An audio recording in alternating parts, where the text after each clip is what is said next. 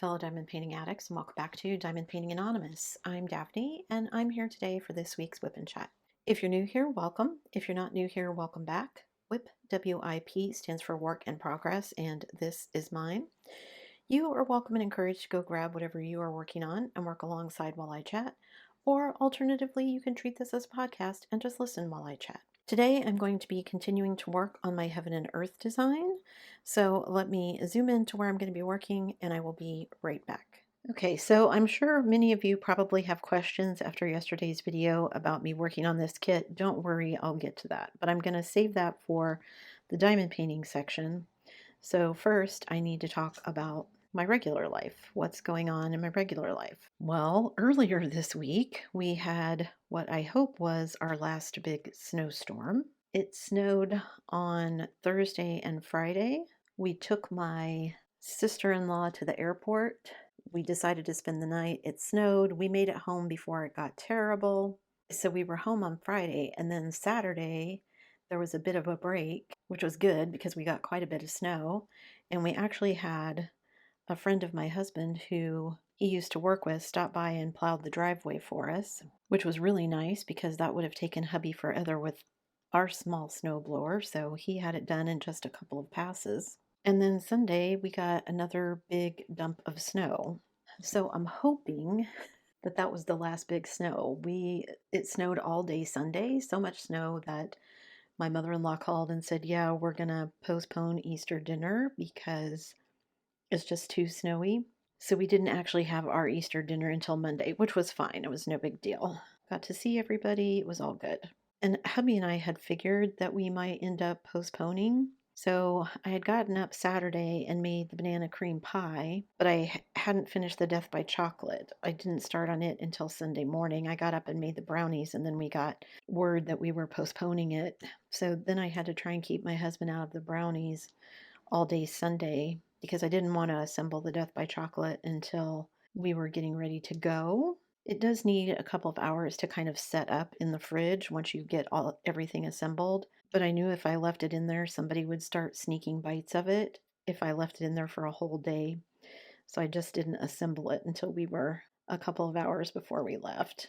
Everybody loved both the desserts, so it's all good. And we got invited up again tonight for, I think my brother-in-law said he's cooking ribs. And I was going to make something for dessert because my sister-in-law that's gone visiting is usually the resident dessert maker. But I think it's just going to be me and hubby and my brother and mother-in-law. So I don't want to make a big dessert when it's just going to be the four of us probably. And I don't want to have to bring a bunch of leftovers home. So I told hubby, we'll just stop by the store and pick up like a small, 4 pieces of cheesecake or a small cake we can slice up into 4 pieces, and that will be all of the dessert so we don't have anything left over. And then next time when I know there's going to be more of us, I'll actually cook something and bake something and make a dessert. And since I apparently didn't tell you guys the story about my daughter's dress, she went yesterday to the wedding, and I had actually forgotten all about it. I texted her earlier in the week and said, hey, did everything show up? And she said, yeah. And I was like, did it fit? Yeah, it's good.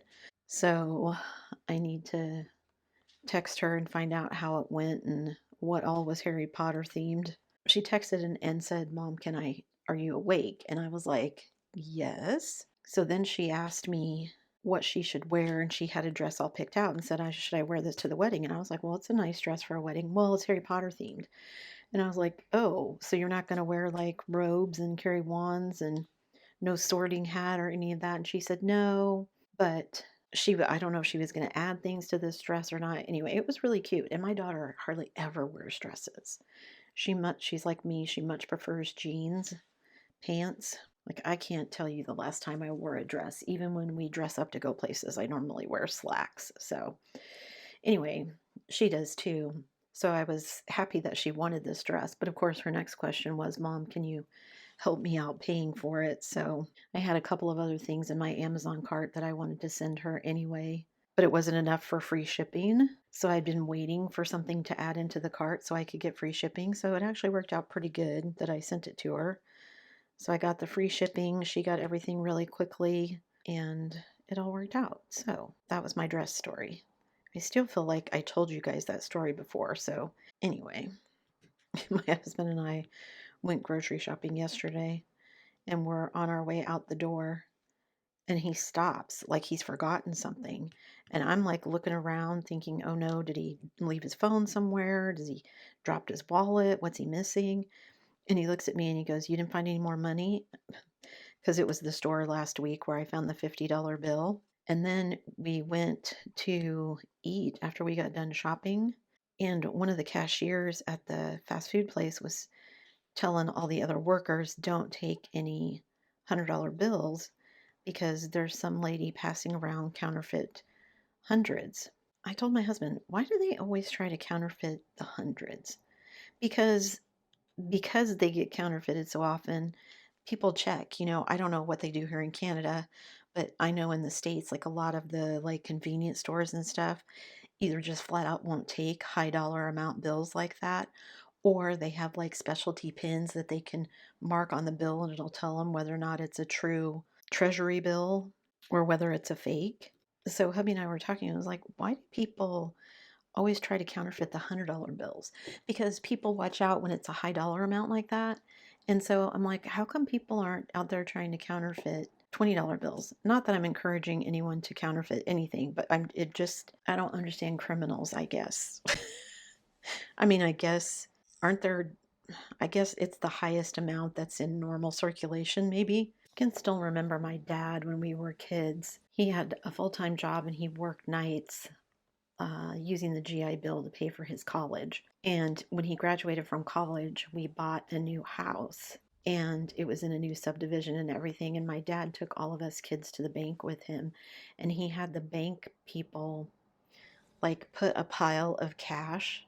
And I couldn't even tell you now if it was the amount of the loan. I would assume it was the amount of his down payment. But, as kids, I was like in fifth grade or something. And I remember thinking, oh my gosh, this is the most money I'm ever going to see in my life. No idea what the denomination of bills were, if they were ones, tens, 20s, hundreds, who knows. But it looked like a giant pile of money. And I remember thinking, my dad is rich because he has all this money for the bank to lay out. Of course, as an adult thinking about it again, it was probably just his down payment amount, all of that kind of stuff, but it did make an impression on me. I was thinking the other day that I think some of the overconsumption is due to the fact that people don't really think about it as money or cash anymore.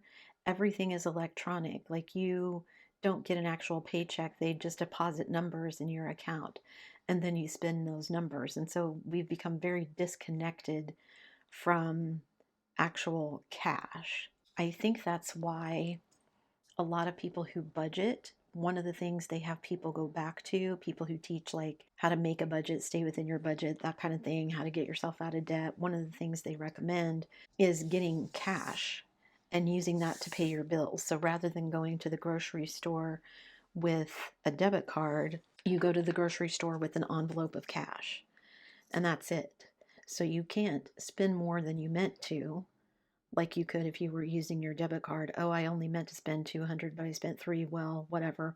I've got 300 in my account, so here's my card. To help people stay on budget, and not to say that people aren't doing things that are enjoyed. You have an envelope for like going to the movies or buying games or whatever hobby or whatever it is that you're interested in. Maybe you're somebody who likes to buy a lot of clothes, so you'd have an envelope of cash for whenever you want to buy clothes, but you have to stay within that budget. Once the cash is gone, then you can't spend anymore. And it does require some self-discipline, but that was actually one of the books that I sent my daughter because I think that's again part of the problem for a lot of people is people find it hard to stay on budget because to some extent money isn't real anymore. I mean, I can remember my very first job. We got paid in cash, including change, in envelopes. So every Friday there was an envelope full of bills and coins. That was your paycheck for the week. Also, I think it's very hard when you have a job where you don't get paid every week, because I think when you get paid every week, it's a lot easier to kind of stay in that budget mindset, just because this is what I only have to manage this week and then I'm going to get paid again. Versus, like, I know when I started teaching and I realized I was only going to get paid once a month, I had to figure out how I needed to pay my bills to make sure that I had enough money to pay everything for the whole month because I wasn't going to get another paycheck until the end of the month. And it does take some figuring out at first because especially if you're used to getting paid every week and then suddenly it's every 2 weeks or every month, then you're in that mindset of, well, I can spend this because I'm going to get a paycheck in a week, and you're not. And then you spend like you're going to get that paycheck and then you don't get it and you're like, uh-oh, now what do I do? So, and I know my daughter struggles sometimes, but I try to remind her, you're lucky enough to not have any student loan debt. Like, her college was completely paid for. She had a small scholarship, and so did my son. And then I had saved money, and of course, my husband helped as well to pay for their tuition. So, and I mean, neither of them went to big, like, Ivy League fancy colleges either. For that same reason, that I'm like, you can get just as good of an education at a state college as you can at some of these bigger institutions, and it will cost you way less and cost me way less. We also took advantage of them taking all of the college classes that they could when they were in high school. It was through a program with a local community college, and the college that they went to, which was also the college I graduated from, had a working agreement with this community college that whatever courses you took you would get credit for them at the university. So we saved a lot of money doing things that way too, because I think both of my kids had at least 12 hours of college credit each before they actually entered college. So that was nice. To have the opportunity to do that was nice. Okay, I've gotten way off track there. So what else was I talking about? I'm actually really enjoying my new setup with the TV in here, coming in here and setting up and diamond painting while hubby is in the living room with the dogs doing his thing while I'm in here, and we can be watching separate TV shows. So if he wants to watch some of his car shows or some of his alien artifact shows while I'm watching my true crime shows, then it's all good. See, I poured all of these out and I only needed one of those drills, literally just one. If I'd realized that, I wouldn't have poured them out. So because I've been in here by myself, I've been watching some different shows on Disney and Prime Video. I watched true crime and documentary shows. One of them was about the assassination of JFK the day of, and kind of a timeline of how all the events unfolded. It was really interesting. We also went to a local used bookstore and I found a book on the Kennedy men that I'm going to read. Because I've read a lot of stuff on JFK, but I haven't read a lot of stuff about anybody else. I know a little bit about Bobby and Ted Kennedy, but I don't really know anything about the dad. Was his name Joseph? So the one that apparently had ties to the mob. So I think that'll be an interesting read. While I was at the bookstore, I also picked up a book on Canadian disasters, and a couple of them I knew about. One of them, I want to go, I think there's a museum in Halifax. It's when the two ships collided in the harbor and there was a huge explosion. One of the ships was carrying a bunch of explosive material. They knew that, but the other ship didn't. So lots of people were killed. Lots of property got destroyed in like an instant. Anyway, that one is in there, and there's some other ones as well. And I was like, well, I should read up on these and see what they're like. Hubby was watching a nature show today on the Bay of Fundy and the high tides and everything, and the Hopewell rocks. That someday I'm going to go see. Anyway, so I thought it was interesting. So I got those. And the show that I watched, so I'm getting deja vu again, like I already told you guys this. Don't know. Along with the timeline, they were interviewing people who were actually still alive that were there on that day. One of them, well, there were two Secret Service agents, and one of them was the Secret Service guy that jumped on the back of the convertible when Jackie was climbing over the trunk. He's the one that hopped in the car and rode with them to the hospital. So it's really interesting. I find it fascinating how so many different people have conflicting memories of what happened that day. I do have a book on the Warren Commission and their investigation into it, but I haven't read it yet. It's a very big book, and I'm afraid it's going to be very dry, so I haven't done that yet. I did go and get a library card this week, so I told my husband I'm official now because I have a library card. The day I went, of course, their computers were down. The librarian computers were working, so she could give me the library card, but the card catalog computers were not working. So I had to get the app on my phone and look up the book that I was looking for. I really want to read Jeanette McCurdy's book, I'm Glad My Mom Died, but I don't think I'm going to want to reread it, so I don't want to spend money buying it. So I'm going to go to the library and get it, but it's checked out. So I'll have to wait until it comes back in before I can get it. And I'm nervous about this upcoming week. I've been doing my tutoring and that's going really well. The book she picked out to read has actually been pretty interesting, even though we're only like 8 pages into it. But one of the things I did was I volunteered to organize having a group of people get together to practice their conversational English, because a lot of these people, like me, like anybody who moves to a new country, you probably don't know anybody. I mean, I'm lucky in that being here with my husband, we have my husband's family, but I never lived here before, so I don't have any friends here. I don't really know anybody here. And I know a lot of people meet people like at jobs and things, but I'm not working. And also, I don't know, I'm just one of those people who I don't really get terribly friendly with my coworkers. My dad always told me the people you work with are your coworkers. They're not your friends. They're your coworkers. You should have friends outside of your work. Just because he assumed, I think, that most of us, his kids, were going to work in some sort of office environment and there's always office politics. And honestly, that was one of the things I hated the most when I was teaching, was all of the kids were fine most of the time. The problem was the parents. Some parents just think their kids can do no wrong. Some parents don't think their kids should get punished for certain things. And it was always challenging for me because I taught the dual credit courses for several years, which means they were getting college credit and credit in the high school system. But because they were dual credit courses, that meant the college superseded the high school stuff. Like, I didn't have to talk to parents about my college students because they were considered adult for those purposes. And, once you hit that milestone, your parents are not privy to a lot of that information.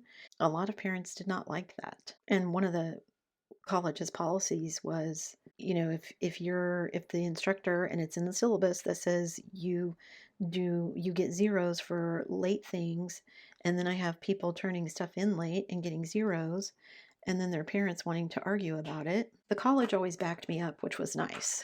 My high school administration did not, which was really frustrating. And one of the reasons that I quit doing it, because I got tired of that. Trying to decide which one of these I should do next, just so I can see how far along I'm going to get. Anyway, I got off topic again. This is a big rambling one. Anyway, what I started to say was, when you move someplace, especially to a new country, most of the time you don't know anybody. And because a lot of these people, even if they're working, they don't have anybody to practice their English with. And so I said, well, what about if we did like a once a month thing where they could come together as a group with each other, since they're all obviously wanting to improve their English or they wouldn't be in this program, and giving them an opportunity to just, in a very relaxed, low stakes setting, practice some of their conversational English. Because we also had conversations about how some of these people are actually doing very well, but they don't feel like they are. And I think some of that is because they don't have anything to judge it against other than those of us that are working with them who are native speakers. So, of course, their fluency is not the same as ours. I mean, I've been speaking English for 50 years. Of course, I'm going to be more fluent than somebody who just started learning it, a year, 6 months ago. even if they've had some formal instruction in it in their classes wherever they're from. Like the student that I'm working with is from Morocco, and they have English classes along with French and Arabic classes there. So she's actually been learning both since she was little. But the primary languages in Morocco are French and Arabic, so she didn't really have much reason to practice any English. But now that she's here in Canada, she does. Anyway, I'm nervous about being the one that's going to lead it. Not because I'm nervous about being the one up in front, which is also kind of strange because until I started teaching, I hated being up in front of people. I hated giving speeches. I hated anything like that. I guess once you do it often enough, even if you don't like it, it's not the fear it used to be. And I'm not planning anything. Like I said, I want this to be really laid back and informal. So I really am just planning for them to come in, do some short introductions of each other, all in English, of course, and then just let them meet each other and see if they can maybe set up times themselves where they can practice, even if they're just going to get like on a Zoom call or something where they can practice with each other. If it goes well, we might do these once a month and we'll just see how it goes. But I was asking questions about to my other tutors saying like, do you think this would be a good idea? And they're like, yeah, that sounds awesome. You plan it. And I was like, okay. Not really what I intended when I brought it up, but I guess it was my idea. So, and I do think it would help because I know just from my end going the opposite direction, wanting to learn French, it is difficult. I mean, I've done some Rosetta Stone, I've done some Duolingo, I've gotten a couple of suggestions of apps from people here that are meant to help you with it. But doing the Rosetta Stone and reading the conversation is not the same as listening to people who are fluent talk. Everything goes a mile a minute. And I'm sure English feels the same way to people who aren't native English speakers, but I get lost 2 or 3 words in. And we could just bite the bullet and go take a course, but I'm just cheap and I don't want to do that. So I did find there is a program for newcomers. So I just have to prove my permanent residency, and then it's an online thing and it's a work at your own pace, but they do have a couple of meetings where you meet online with a tutor and one session where you meet as a group to practice. That's one of the things I want to impress upon them too at the meeting is that they're being really brave about this, because one of the things I find holding me back from this is that I've been guilty of it myself. When you're listening to somebody speak English with an accent and their verb tenses aren't quite right or they don't pronounce things quite right, we have a tendency to think of them as uneducated or dumb. And that isn't it at all. I mean, if anything, they're smarter because they know more than one language. But I don't like people to perceive me as dumb, just one of my own things. And so I know I'm going to have to get over that so that I can really kind of dive into what that's going to look like for me. I don't necessarily know that I need to speak French, but I would like to understand it at least. So anyway, so I have that going on this week. So next week's Whoop and Chat, we'll see how it went. And then I told you we got a bunch of snow earlier this week. We did. We got so much snow, in fact, that it piled up high enough in the dog run that Oscar managed a Houdini escape. If it had just been the amount of snow that we got, it wouldn't have been an issue. But because of the way our driveway is, where my husband would snow blow to get it out of the way of where we park our cars, it would be up against the fence, what he blew out of the way for where the cars are. So what ended up happening was that on both sides of the fence, it was piled very high, and it was just close enough that Oscar figured out he could jump over the gate and get outside the fence. Before, when they got out, it was because my husband left the gate open and they managed to get out that way. This was not that. This was Oscar figuring out he could jump over the fence.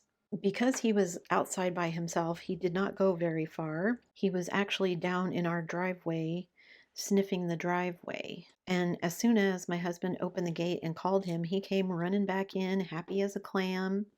So hubby and the youngest went outside and shoveled it all down by the gate so it wasn't so it was going to be too high for him to jump over from where it was piled up to where it was piled on the outside of the fence. And darned if that dog, after that got done, didn't figure out a second place to do it from.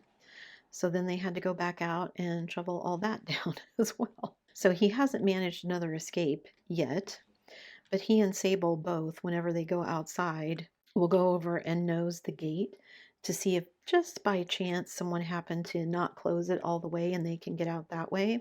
Hubby also took them to get their nails trimmed on Friday, and he usually takes them one at a time because it's too difficult to handle both of them by yourself. In the place he takes them, there's not enough room. So he takes them in one at a time. So he took Sable first. And she's super chill. She just, in the car, she sits down. She'll fall asleep if we're in there long enough.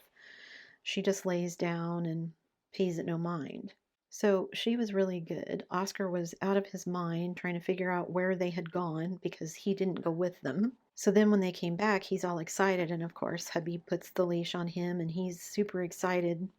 We're going to go somewhere. We're going to go somewhere. But once you get him in the car, he just shivers and shakes. So he was a big scaredy cat all the way through everything and all the way home. But he was happy as a clam when he got back home. His nails needed it. He was scratching when he wants to play, scratching my husband's arm, and he was chewing on his nails because they were too long and scraped up my son's leg. So he definitely needed it. Now you can't hear his nails clickety-clack on the wood floor anymore. So after all of his escapes, hubby has agreed with me that next year we need to not just snow blow the driveway, we need to snow blow their little doggy area because once it gets too built up, he can't get in there with the snow blower. And we don't want Oscar escaping, obviously. We need to take them to the vet here shortly to get all their shots re-upped. I think that's everything that I wanted to tell you, and probably too much, about my personal life. Again, sorry for all the rambling, but it's raining today, which hopefully is going to melt a bunch of the snow, and it's supposed to be fairly warm for here. Those of you who are already getting 80s and 90s, it's not that warm here. But it's like in the 50s, supposed to be several times this week, I think. So warm enough that hopefully it will start melting some of the snow because we have some pretty big drifts, both where hubby was shoveling the driveway and in front of our house where the snow plows go by and it all gets piled up in front of our house. I sent my nephew a picture of how much snow we got and he was just amazed. You're still getting snow? Yeah, we live a lot further north now. He's so funny. He already sent me a list for his birthday, which isn't for another several months. And I was like, oh, getting everything in early. And he's like, well, my mom asked me for a list, so I just figured I'd send it to you too. Okay. He's a kid who will send me his Christmas list in July. Not quite that bad, but almost. Moving on to my diamond painting life. What's been going on in my diamond painting life? Well, if you watched yesterday's video, you know that I have been getting frustrated with this kit. Actually, I wouldn't say it's necessarily aimed at the kit. I would say it's more aimed at myself for jumping in without realizing that I wasn't going to have everything that I needed. First, let me clear something up that apparently not everybody knew. This kit I bought from Heaven and Earth Designs. Heaven and Earth Designs is a cross-stitch company. That's their main business. What they were doing, because a lot of people were doing cross-stitch conversions, was taking their cross-stitch patterns, printing them on a canvas, applying the glue, and then selling them as diamond paintings without the drills. So when I bought these 3 canvases, I knew the drills didn't come with them. These projects, I think, were an answer to a lot of people who were like, well, I have all these leftover drills from these other projects that I've done. I don't want to just throw them in the trash. What can I do with them? And so people were like, well, let's do cross stitch conversions, right? Because cross stitch is the same principle as diamond painting, same principle as paint by number, sort of. So they started selling the canvases. Side note, when I went to go post the link to this canvas, which I had been doing for all the videos previously, the link was no longer there to take you directly to this canvas. So I couldn't figure out what was wrong. I went to the the Heaven and Earth Design website. I do not see where they have anything diamond painting related on their website anymore. There's nothing on there for crown jewel canvases. It's all cross-stitch stuff. You can buy kits.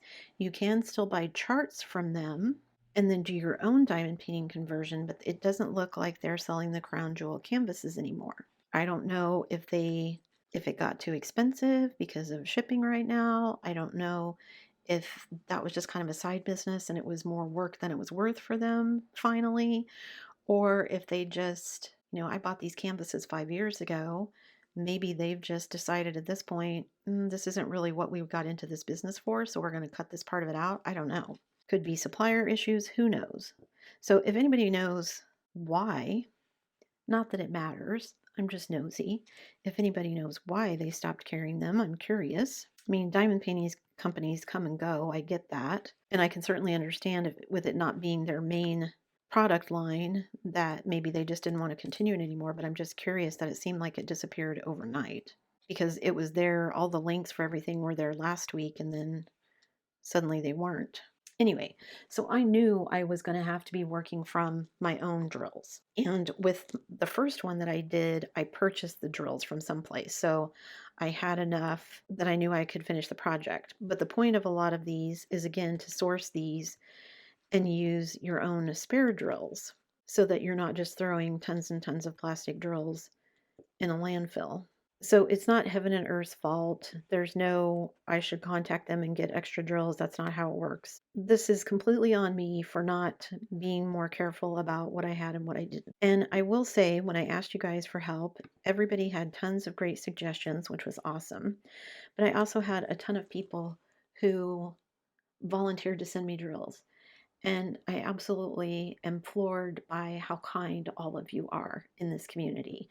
I love that everybody's first response is just, here's how I can help you. Can I do that? But shipping is so insane right now. Even though it might not be much money to send a few drills through the mail, I just don't want to put that on anybody. I did have somebody give me the name of a Canadian company that sells drills by color. So I'm going to wait and see if I need to do that. I know it's a Canadian company, so they should be able to ship to me domestically without any issues. Again, huge thank you to everyone who volunteered to send me stuff. I love that that was your first response, but I want you to hang on to your money. Maybe you can spend that money on some diamond paintings or something else. So, as you can see, I have not abandoned this kit. What I think I have decided to do is one of the things that I mentioned in the video, and that was to continue working on this, to just forget about the sections where I don't have enough drills,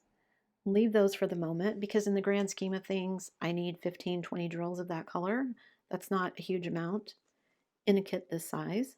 So I'm going to continue working on other sections. So like right now I have it turned 90 degrees and I'm working up. This is actually the left side of the painting that I'm working on right now. And I'm going to work my way up and then kind of do all of the outside stuff.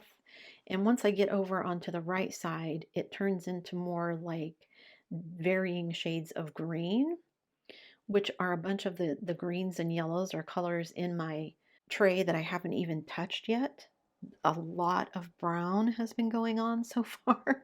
So that's the current plan. I'm going to not abandon it because I do want to finish it. And I do think, even with the gapping, that it's turning out nicely. That's one of the reasons people like the Heaven and Earth design kits, because they are a cross-stitch conversion, which means they have a lot of detail in them. And so when you leave that detail in with all of the confetti, then the finished products just look better and more realistic in the case of people, which is, this is a portrait is what I'm doing. I'm not going to abandon it. I'm not going to ask anybody to send me any drills. I'm going to keep that option and the option to buy drills from the Canadian company in my back pocket. And I'm just going to keep on keeping on and see how far I get.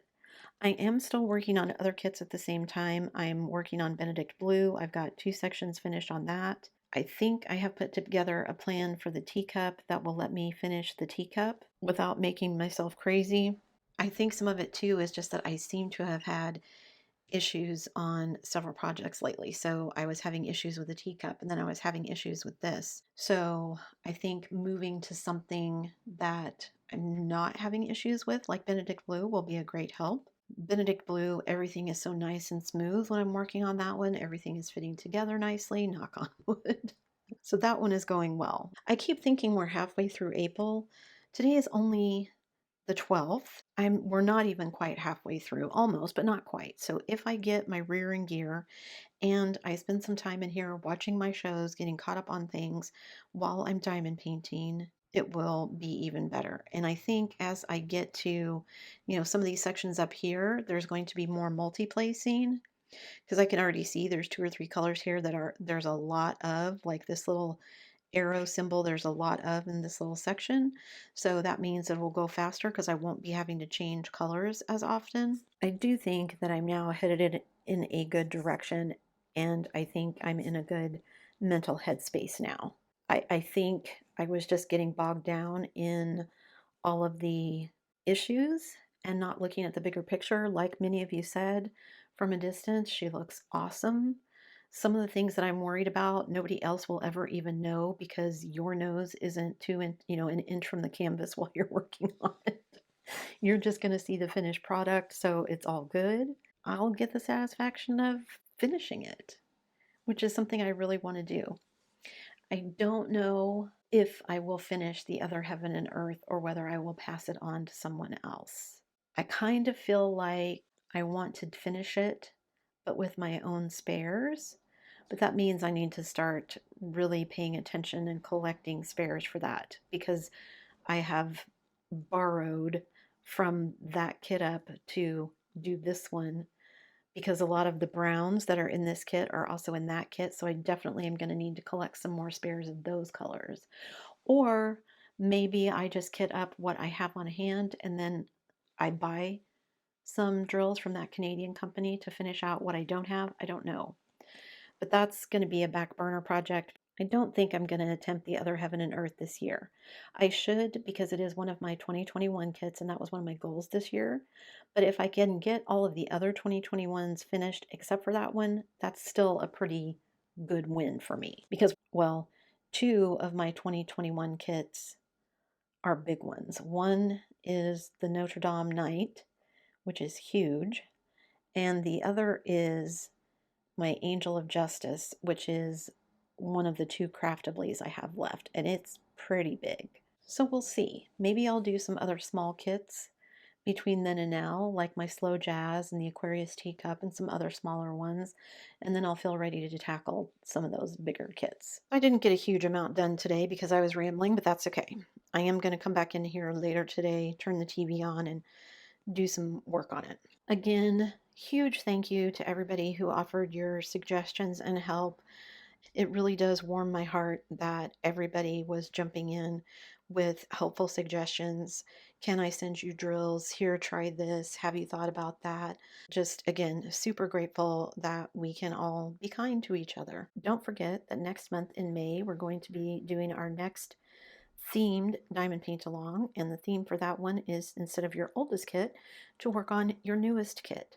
So probably sometime in the next couple of weeks you guys will see me unboxing my newest kit that I've chosen to work on, and I'll be kitting that up and getting ready to go, which also means that I need to get really busy on some of these other projects I have hanging around.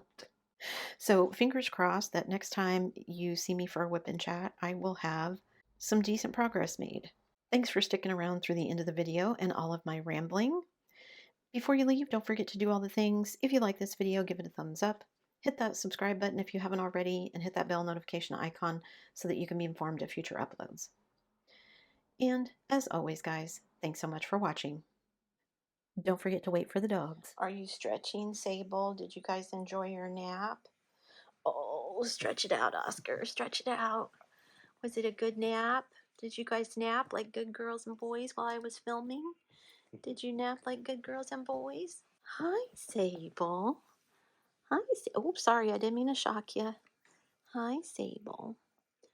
Hi, Oscar. Yes, Sable. Look at your pretty feet with your nails cut. Yes. Yeah. Good girl. What do you got, Sable? Did you get the rope from Oscar? Did you get the rope from Oscar? But Oscar stole your toy with the squeaker. Oscar. Oscar. What are you doing? Sable, you're a good girl. Yes, you're a good girl. Is that a good toy, Oscar? Yes, Sable, you're a pretty girl. I see you. Yes.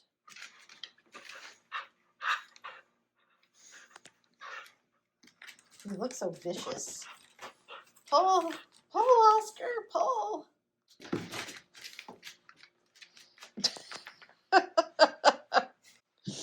He's gonna lay down there. Sable's just gonna be pretty with her toy.